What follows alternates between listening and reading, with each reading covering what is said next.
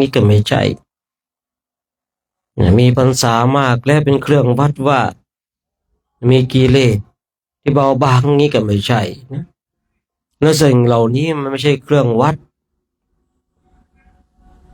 แต่เครื่องวัดเรื่องของกิเลสก็คือฝึกฝนอบรมภาวนาไปกิเลสเบาบางลงมากน้อยขนาดไหนมันวัดกันที่กิเลสว่ามันเบาบางถูกสาสางมากน้อยขนาดไหนทีนี้เราย้อนกลับมาดูตัวของเราเองว่าไอ้การที่เราฝึกฝนอบรมเนี่ยเราทำมากกิเลสของเราเนี่ยมันเบาบางลงไปมากขนาดไหนเนี่ยถ้าเราว่าทำมากกิเลสของเราเบาบางมากแสดงว่าปฏิบัติถูกทางแต่ถ้าว่าเราทำมากกิเลสของเราเนี่ยมันไม่ลดลงเลยแสดงว่าผิดทาง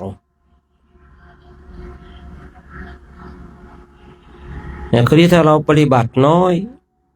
กิเลสในจิตในใจของเรามันมากเหลือเกินอย่างเงี้ยนะเราก็ต้องเร่งความเพียรละถ้าเราปฏิบัติน้อยแล้วกิเลสของเราเบาบางลงไปแสดงว่าปฏิปทาของเราเป็นเช่นนี้เมื่อปฏิปทาของเราเป็นเช่นนี้เราก็ประคับประคองปฏิปทาของเราไป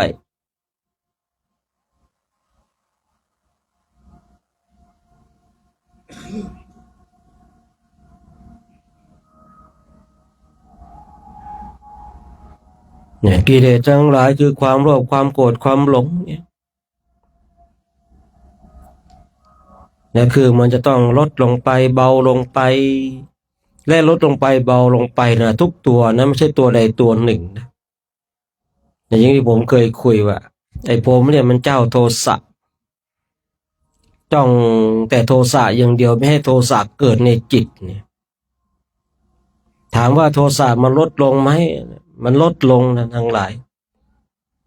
แต่ไอ้โมหะและโลภะมันเพิ่มขึ้นเพราะปฏิบัติผิดทาง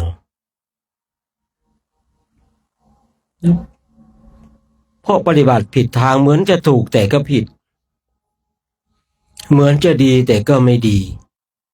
น่ากลัวมากนะแต่เหมือนจะถูกแต่ก็ไม่ถูกเ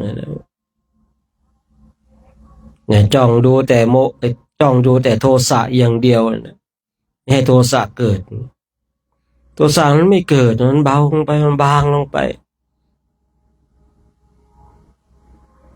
แต่โลภะกับโมหะมันดันฟูขึ้นมันดันเพิ่มพูนขึ้นมารู้สึกตัวอีกทีโอ้โหพูดง่ายๆว่าถ้าอุปมาเหมือนกับการสร้างตึกเสร็จแล้วติดไฟใส่เฟอร์นิเจอร์เรียบร้อยเราจึงรู้ว่ามันเสร็จแล้วแต่ตอนที่มันก่อร่างสร้างเราไม่เห็นเราเห็นตอนเสร็จแล้วเนี่ยเหมือนกันจิตที่เราคอยเพ่งดูตัวใดตัวหนึ่งเนี่ยมันก็จะเป็นเช่นนี้ถ้าเราเพ่งอย่างผมเจ้าโทสะสมัยก่อนคอยระวังแต่โทสะอย่างเดียวแต่ไอ้โมหะกับโลภะเนี่ยมันสร้างแต่เราไม่ได้สนใจเราไม่ได้ใส่ใจเราไม่ได้ดูคือปฏิบัติผิดทางเหมือนจะถูกแต่ก็ผิดอย่างที่กล่าวไว้นะมารู้สึกตัวอีกทีเราหลงไหลไปซะแล้วคิดว่าเราเนี่ยฝึกปฏิบัติไปแล้วโทสะมันเบาแต่ที่ไหนได้มันถูกจิตของเราหลอกแต่จิตของเราเนี่ยมันก็หลอกตัวของเราเองนะมันหลอกว่าเนี่ยดูโทสะแล้วเนี่ยโทสะมันเบาลงไปถูกต้องแล้วมาถูกทางแล้วพอฝึกปฏิบัติแล้วโทสะมันเบาบางแต่ที่ไหนได้โมหะกับโลภะมันเพิ่มขึ้นคราวนี้เมื่อรู้เช่นนี้ปุ๊บเราเพ่งแค่ตัวเดียวเราดูแค่ตัวเดียว ที่จริงกิเลสทั้งหลายเนี่ยมันผุดขึ้นเกิดขึ้นเนี่ยมีมากเหลือเกินนะแต่รวมแล้วก็โลภะโทสะโมหะนั่นแล้วแต่ว่าไอ้โทสะมันจะแสดงอาการอย่างไรมีกิริยาอย่างไรในโทสะนั้นๆเนี่ยนะแล้วแต่โลภะมันแสดงอาการอย่างไรกิริยาของโทสะเป็นเช่นไรว่าโมหะมันแสดงอย่างไรมีกิริยาของโมหะอย่างไร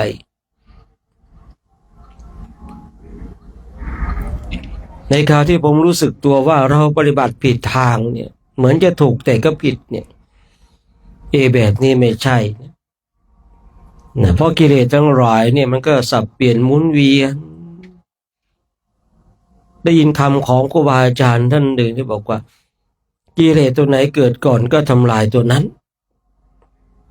อ้าวเราปฏิบัติผิดทางไปซะแล้วเพราะเราคอยดูแต่โทสะอย่างเดียวแต่ที่ไหนได้ในจิตของเราเนี่ยบางคราวมันเกิดโทสะบางคราวมันเกิดโมหะบางคราวก็โลภะนะบางทีมันก็หลงไหลจิตของเรามันก็หลงไหลทั้งภายนอกและภายในโมหะก็ครอบงำนะบางทีมันก็หลงในรูปในเสียงในกลิ่นในรสในโผฏฐัพพะของตนเองนะบางทีมันก็หลงในรูป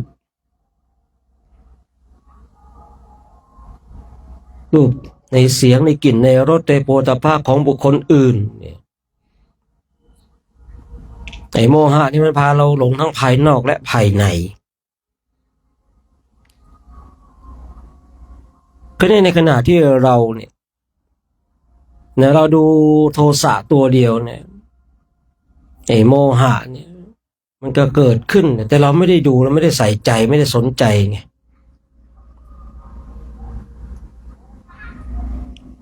เหมือนกับเราชอบนะคนใดคนหนึ่งคนนี้เราชอบเหลือเกินเราก็จะเฝ้าดูคนนั้นแต่ที่จริงอีกหลายๆคนเราไม่ได้ดูเลยอย่างเงี้ยทั้งที่ในกลุ่มนั้นมีคนตั้งมากแต่เราชอบคนเนี้ยเราก็จะจ้องดูแต่คนนี้คนเดียวไอ้หลายๆคนเขาทำอะไรเราไม่รู้หรอกฉันชอบคนนี้ฉันจะดูแค่คนนี้คนเดียวเห็นว่าคนนี้ก็ทำนั่นทำนี่รู้หมดแต่อีกหลายๆคนเนี่ยเราไม่รู้เลยว่าเขาทำอะไรนี่เหมือนกันกับการที่เราจ้องคอยจับในกิเลสตัวใดตัวหนึ่งที่จริงเนี่ยถ้าเราปฏิบัติถูกทางเนี่ยคือกิเลสตัวไหนเกิดแล้วก็จัดการตัวนั้นโลภะเกิดขึ้นก็จัดการโลภะโมหะเกิดขึ้นก็จัดการโมหะโทสะเกิดขึ้นก็จัดการโทสะเอาแบบเนี้ยมันจะเบาบางไปพร้อมๆกัน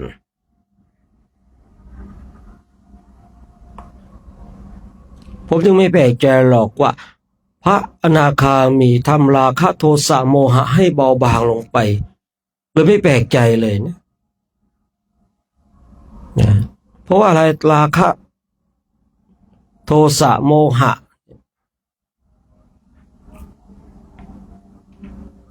กิเลสทั้งหลายที่พระอนาคามีทำให้เบาบางลงไปคือมันเบาบางลงไปเนี่ยพร้อมกันควบคู่กันไป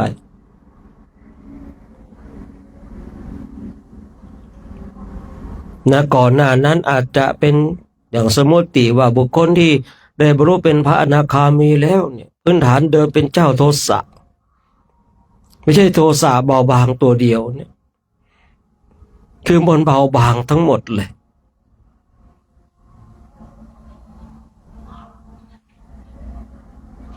โลภะโมหะโทสะมันเบาบางถ้าพูดจะใช้คำพูดว่ามันเบาบางที่มันอยู่ในขอบเขตเดียวกันอยู่ในระดับเดียวกันก็คงจะใช้คำนี้ได้แต่สำหรับพระอนาคามีนะแต่ไม่ใช่ว่าเบาบางตัวใดตัวหนึ่งนะคือเบาบางทุกตัวอยู่ในระดับที่เสมอกันผมเลยไม่แปลกใจหรอกว่าที่พระอนาคามีนี่มีโทสะโมหะโลภะเบาบางมีน้อยเพราะอะไรนะเพราะในกระบวนการของการทำลาย ซาสางเนี่ยที่บอกว่าเมื่อเราปฏิบัติถูกทางแล้วสิ่งเหล่านี้ย่อมเบาบางลงไปเนี่ยปฏิบัติถูกทางมันเบาบางมันก็จะทำให้เราเห็นชัดด้วยตัวของเราแต่เราก็ต้องดูอีกนะว่าเบาบางไอ้คำว่าเบาบางลงไปเนี่ยมันเบาบางที่ถูกสมาธิจิตเข้าครอบงำหรือว่าเบาบางด้วยปัญญาญาณ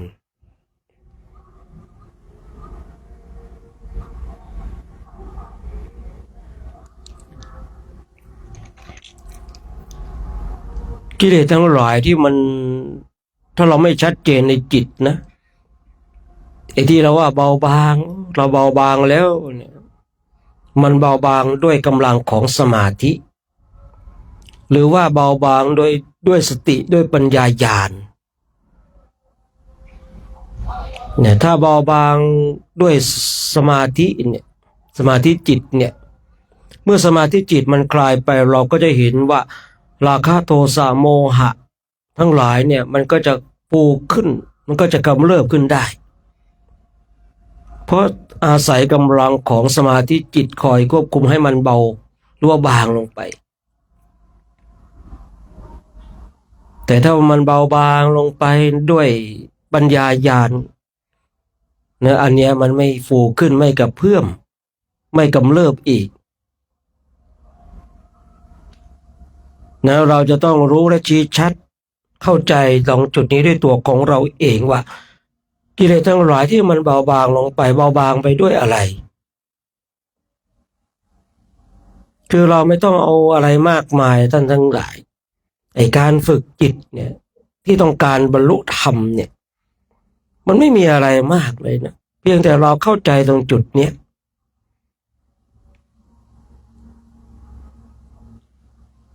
เข้าใจตรงจุดนี้เรื่องง่ายๆไม่ใช่เรื่องยากเนี่ยมันจะเบาบางลงไปถูกขัดเกลาไปจนทำลายเนี่ยกิเลสทั้งหลายที่เป็นเครื่องร้อยลัดผูกมัดให้เราติดอยู่ในวัฏฏะนี้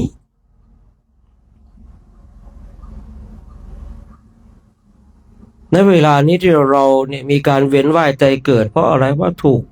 ผูกมัดมีเครื่องร้อยลัดนะให้อยู่ในวัฏฏะนี้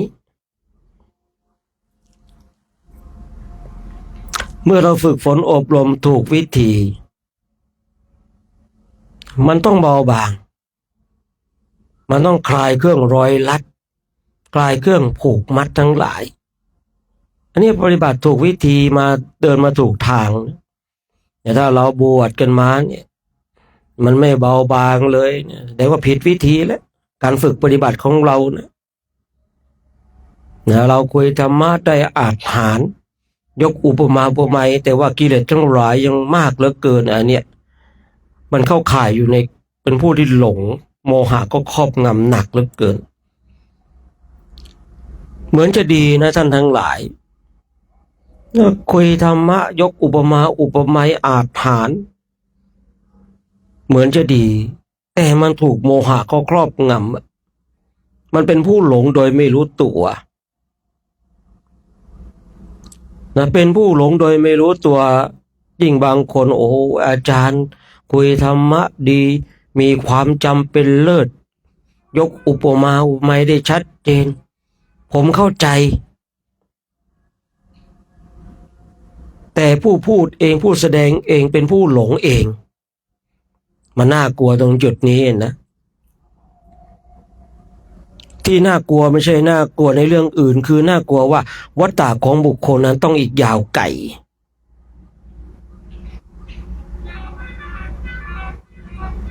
มีคนมากเหลือเกินที่หลงตรงจุดนี้ทำให้ตนเองนั้นพลาดโอกาสในอริยมรรคอริยผลมากเหลือเกินฉะนั้นย้อนกลับมาดูตัวของเราว่าแล้วเวลานี้เราเป็นผู้หลงหรือเปล่าหลงภายนอกหลงภายในในในรูปในเสียงในกลิ่นในรสที่ตนเองถูกต้องสัมผัสทั้งภายนอกและภายในมากน้อยขนาดไหน เนี่ยฝึกปฏิบัติธรรมกรรมฐานเนี่ยบางคนก็บอกว่าเป็นเรื่องยากเนี่ยบางคนก็บอกว่าเป็นเรื่องง่ายเนี่ยบางคนก็บอกว่าโอ้ยกิเลสหนาเหลือเกินนะชาตินี้คงไม่ได้บรรลุธรรมกับเขาหรอกเนี่ยสิ่งเหล่านี้ท่านทั้งหลายนะถ้าให้ผมนะพูดในหลักของผมว่า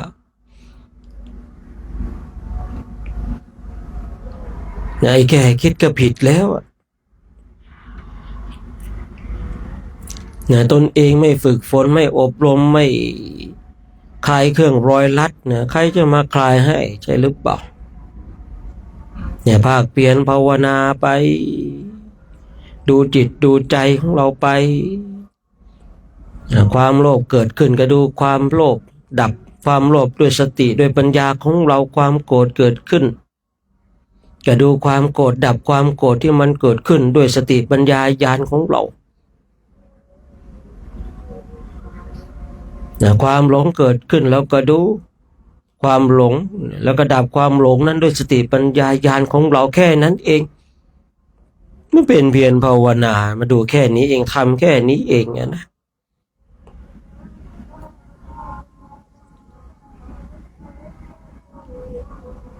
ทำแค่นี้เองท่านทั้งหลายในขณะที่เรานั่งบำเพ็ญเพียรภาวนาเนี่ยสังเกตดูได้นะบางคราวความโลภก็เกิดขึ้น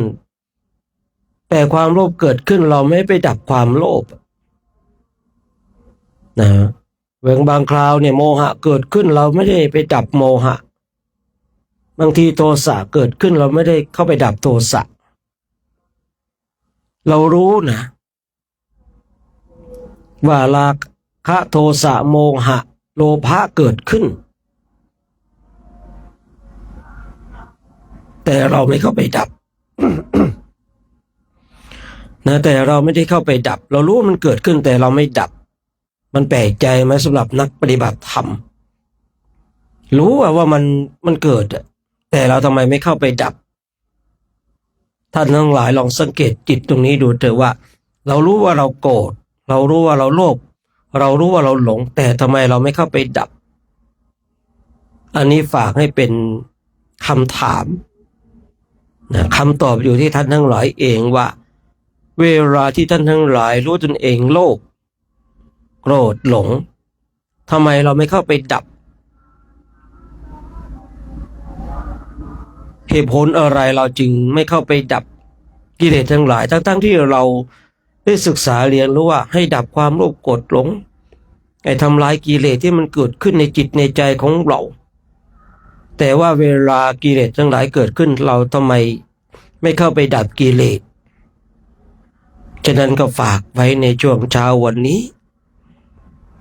ถ้าท่านทั้งหลายหาคำตอบได้ท่านก็จะเข้าใจในการฝึกจิตมากขึ้นฉะนั้นผู้พูดเองจะยุติการใจเสียงเพื่อให้เราท่านทั้งหลายได้นั่งบำเพ็ญเพียรภาวนาฝึกฝนอบรมบ่มนิสัยจนกว่าจะได้เวลาในการแผ่เมตตาตอนนี้เราก็นั่งบำเพ็ญเพียรภาวนากันก่อน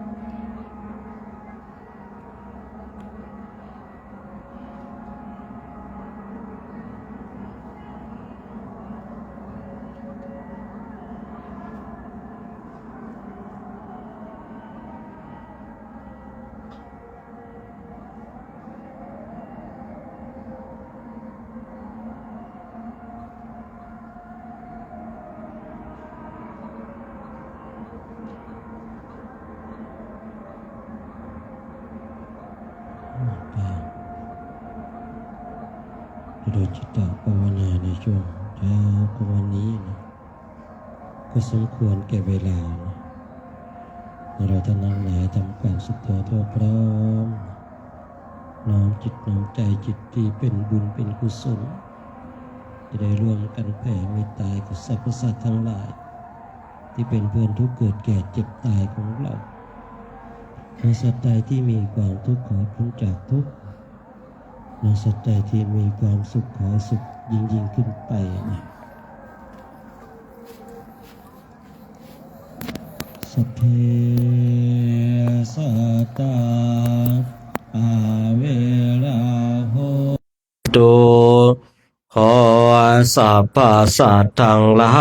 ยทั้งปวงที่เป็นเพื่อนทุกข์เจ็บตายด้วยกันทั้งหมดทั้งสิ้นจงเป็นสุขเถิดอย่าได้มีเวรต่อกันและกันเลยอาภยาปัชชาโหนตุจงเป็นสุขเถิดอย่าได้ปาดเบียดเบียนซึ่งกันและกันเลยอานิคาโหนตุจงเป็นสุขเถิดอย่าได้ความทุกข์กายทุกข์ใจเลยสุขีอัตตานังปริหะลันโตจงมีความสุขกายสุขใจรักษาตนให้รอดพ้นจากทุกโทษเวรภัยอันตรายทั้งปวงจงทุกทั่วหน้าเถิดกาตังปุญญาภลังไมหังสาเพภะคีภวันตุเตขอ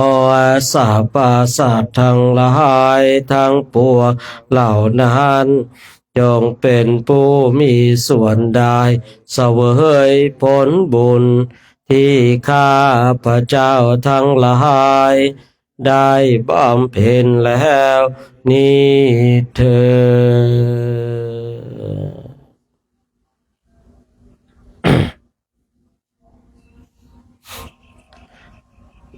เจ้านี้ก็ต้องขออนุโมทนาสาธุการกับคณะพระภิกษุสงฆ์องค์สามเณรพร้อมกับแม่ชีแล้วก็อุบาสิกาแล้วก็คณะสัตยาติโยมที่ชมไลฟ์สดอยู่ทางบ้านอยู่ไกลขนาดไหนก็สามารถร่วมบุญร่วมบารมีทำวัดสวดมนต์เจริญธรรมกรรมฐานกับคณะพระภิกษุสงฆ์ได้เหมือนกันวันนี้เองเราก็มาพักที่โรงเรียนมหาลัยนี่มหาลัยนะครับผมนี่มหาลัยนะครับผมนี่มหาลัยนะดูเหมือนอะไรก็ไม่รู้เนาะเหมือนกับโรงแรมล้างเลยนะเหมือนกับบ้านผีสิงนี่แหละนะเหมือนกับบ้านผีสิงในบ้านเราเลยนะนี่มหาลัยนะครับผมอยู่ดูกันอยู่อย่างเงี้ยเขาก็อยู่กันในการศึกษาของเขาแต่การศึกษาของคนอินเดียนี่ไม่ธรรมดานะนั่นไม่ธรรมดาในเราเห็นเขาแบบนี้นะครับการศึกษาเขานี่เอาเรื่องอยู่เหมือนกันนะครับผมว่าทางสหรัฐแน่ๆนี่ยังจ้างทางอินเดียเขียนพวกซอฟต์แวร์นะครับผมนั่นไม่ธรรมดานะคนอินเดียเนี่ยนะแต่เขาเรียนตั้งใจเรียนกันจริงๆนะครับผมเรียนจริงก็เก่งคนอินเดียถ้าเก่งคือเขาเก่งเรื่องใดเขาเก่งเรื่องนั้นแต่เราเห็นช่างทำรองเท้าซ่อมรองเท้าก็ได้เก่งชำนาญทำงานในเรื่องของซ่อมรองเท้าจักรยานมันก็ทำนานในเรื่องของซ่อมจักรยานเขาเก่งก็เก่งจริงๆเลยครับผมตัดผมก็ตัดผมเก่งจริงๆนะคือเขาฝึกตั้งแต่เด็กเลยนะเขาไม่ได้สนใจใบปริญญานะแต่เขาสนใจว่าทำอย่างไรที่เอาชีวิตให้รอดมีการเป็นอยู่ดีขึ้น นี่เขาเลยขนขวายในทางบ้านเราบางทีก็สนใจเฉพาะใบปริญญาเนี่ยทีนี้เขาสนใจในความรู้ต้องการเอาความรู้เพื่อเอาไปเลี้ยงชีพเลี้ยงชีวิตของตนเองไงนะบางคนก็ตั้งหน้าตั้งตาจะเอาใบปริญญาอย่างเดียวว่าไงเน้นเบิร์ดเน้นเบิร์ดถวายน้ำปานะสาธุเนาะดีแล้วนะทำบุญอุทิศบุญให้พ่อนะกวดน้ำหยาดน้ำนะทำบุญไปก็ตอนให้พรก็ดูน้ำมานะในน้ำหยาดน้ำไปอุทิศบุญให้ผู้เป็นพ่อเนี่ยนี่แหละถูกต้องแล้วนะทำบุญอุทิศบุญนะให้ผู้เป็นพ่อของตนเองนะถึงแม้ว่าเราไม่ได้ไปร่วมงานแต่ว่าเราก็ได้ร่วมทำหน้าที่ของลูกที่ดีนะบางทีไม่ได้ไปร่วมงานอย่างเงี้ยนะแต่ว่าเราก็ทำหน้าที่ยิ่งมีคณะสงฆ์ได้ร่วมสวดพระอภิธรรมด้วยโอ้โหเป็นบุญเป็นวาสนาของพ่อของเนนนะหนึ่งเนี่ยลูกเนนได้บวชนะมีลูกได้บวชเนนสองลูกของตนเองได้มาเดินกราบสังเวสีสามมีคณะครูบาอาจารย์ได้ร่วมสวดสวดพระอภิธรรมอุทิศบุญให้กับพ่อของสมณเณรเนี่ยนั่นในเรื่องที่เราบอกว่าไม่อยากจะสูญเสียแต่ว่ามันหลีกเลี่ยงไม่ได้นะแต่เมื่อเราเจอเหตุการณ์แบบนี้ก็หน้าที่ของเราก็คือทำบุญนะทำบุญอุทิศบุญให้นะเพราะว่าสัตว์นะที่ตายไปแล้วเนี่ยก็อาศัยบุญที่ตนเองได้ทำนะและกษัตริย์ที่ตายไปเนี่ยก็อาศัยบุญที่บุคคลที่ยังมีชีวิตอยู่อุทิศบุญให้นะครับบุคคลที่เสียชีวิตไปเนี่ยนะบางคนก็มีบุญของตนเองนะบุญของตนเองที่ตนเองทำตอนมีชีวิตอยู่คือรอเนี่ยนะรอเราไปหาเนี่ยตายปุ๊บบุญก็มารับเราก็ไปหาบุญของเราแต่ส่วนบางคนเนี่ยบางคนนี่ไม่ค่อยได้ทำบุญก็อาศัยญาติของตนเองที่มีชีวิตอยู่ทำบุญอุทิศบุญให้นี่ฉะนั้นที่ผมเคยบอกว่าเราเนี่ยทำบุญต้องทำตอนมีชีวิตอยู่เนี่ยดีแล้วหลักประกันนะเอาตายไปแล้วก็เป็นหน้าที่ของญาติของเราที่เขาจะทำหรือไม่ทำก็แล้วแต่เขาละเนี่ยถ้าเราทำเองตอนมีชีวิตอยู่เนี่ยบุญก็รอเราก็ไปหาบุญเนี่ยเหมือนพูดง่ายๆว่าบุญก็รอรับเราเนี่ยแล้วเราก็เดินเข้าไปหาบุญของเราเนี่ยแต่ถ้าว่าเราไม่ได้ทำบุญตอนมีชีวิตอยู่เนี่ยบุญก็ไม่มีแล้วเราจะไปหาบุญตรงไหนก็ต้องอาศัยญาติที่มีชีวิตอยู่นะญาติมีชีวิตอยู่อุทิศบุญให้อย่างสมณเณรเบิร์ดเนี่ยว่าไงภูมิใช้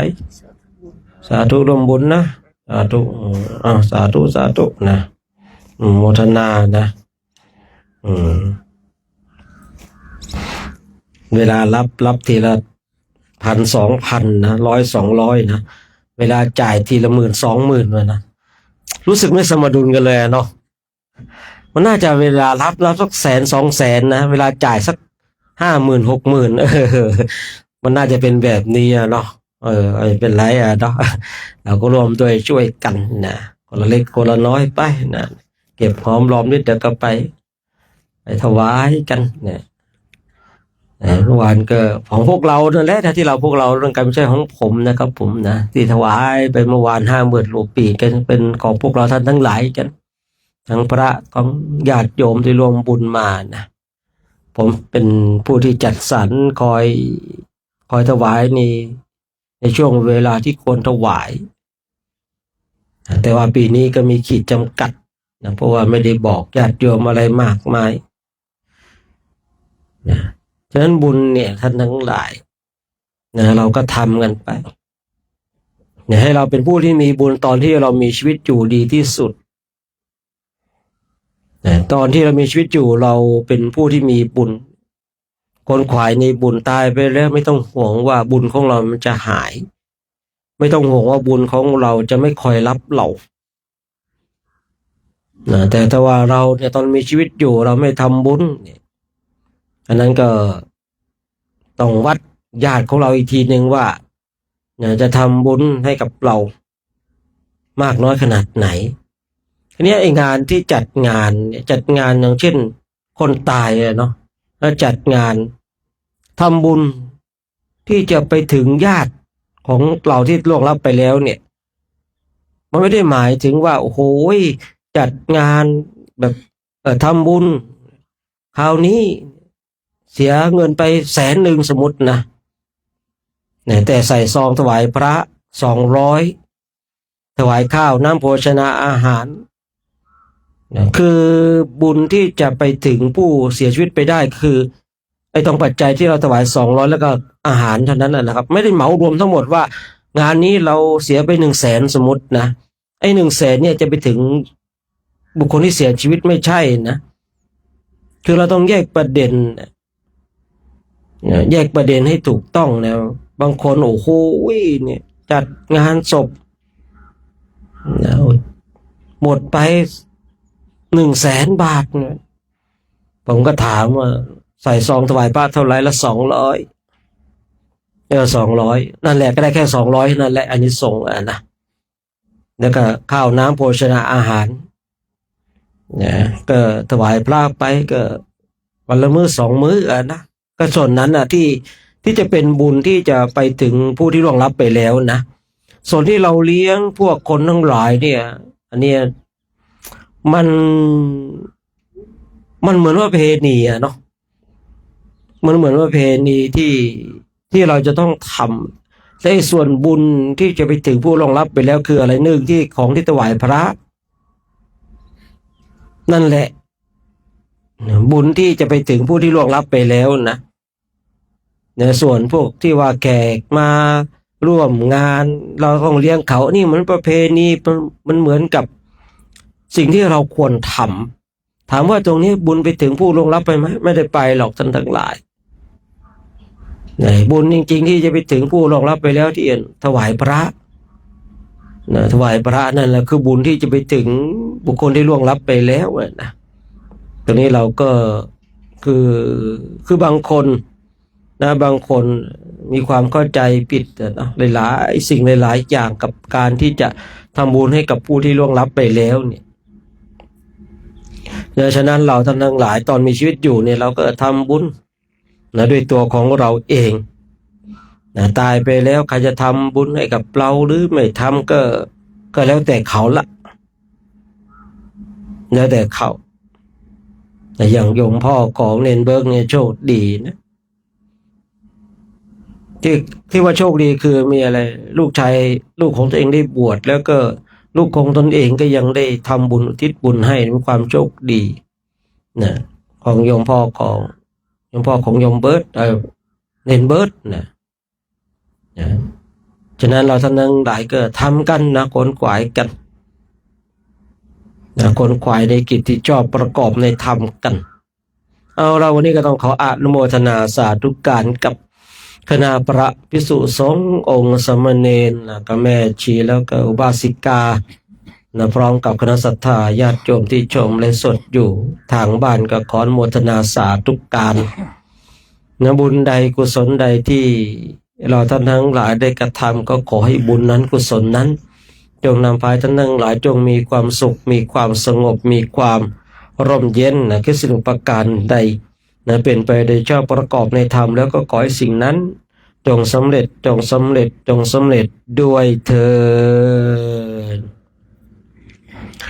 อาหายุโทภาราโททิโรวานนะโทปฏิภาณโทสุขาสัทธาตาเม ทาเว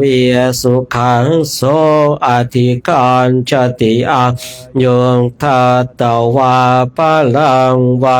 นังสุขังจะปฏิภาณโททิขายุยาสวาโหติยาทายาทุปปัจจติติ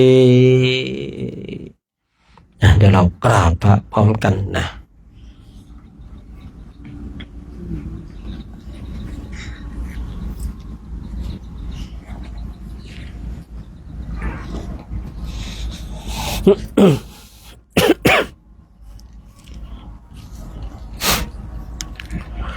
อะระหังสัมมาสัมพุทโธภะคะวาพุทธังภะคะวันอภิวาเท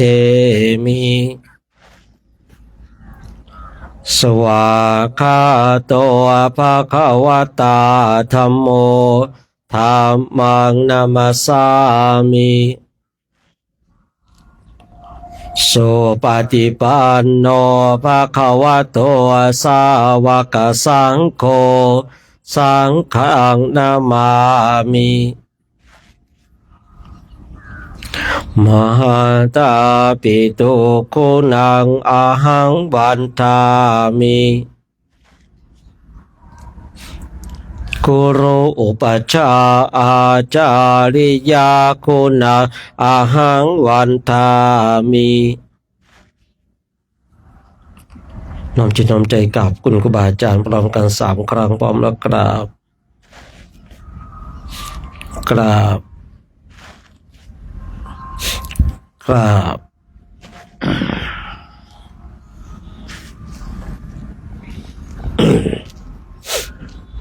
พระภิกษุสงฆ์กับอาจารย์โชคชัยพร้อมกันพร้อมแล้วกราบ สาธุ กราบกราบ สาธุสมณเณรแม่ชีโยมพร้อมแล้วกราบกราบกราบครับนิมนต์นะครับ